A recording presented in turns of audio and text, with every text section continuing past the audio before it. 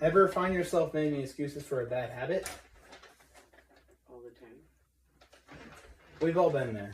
That internal tug of war you feel is what psychologists call cognitive dissonance.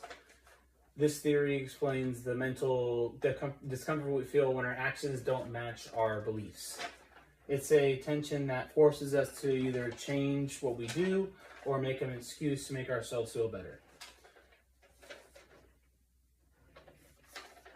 Understanding this is important is because it shows the difference between being rational, using logic, and rationalizing, making up stories to protect our feelings.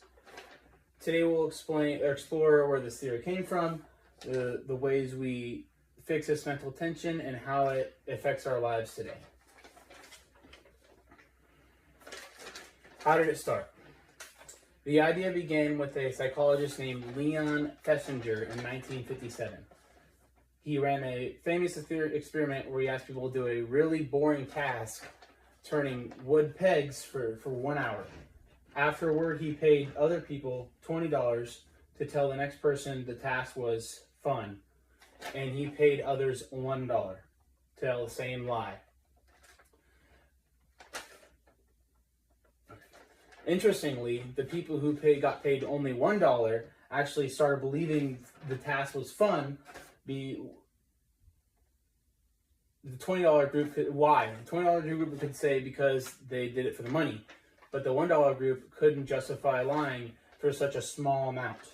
So their brains fixed the lie by changing their internal belief to match their words. And so how do we use it? Moving from history to real life, we see this in something called belief disconfirmation. This is when people are proven wrong, but actually believe their original idea even more because it hurts too much to admit they were wrong. We also see this in buyer's remorse. If you spend a lot of money on a pair of shoes that end up being uncomfortable, you might spend hours telling yourself they're just good and they need to be broken in, and you don't feel like you wasted your money. On the positive side, this mental process protects our self-esteem. It helps us feel like we're consistent, reliable people. However, the downside is it creates blind spots. We might ignore important facts, health warnings, bank statements, simply because looking at the truth makes us feel uncomfortable.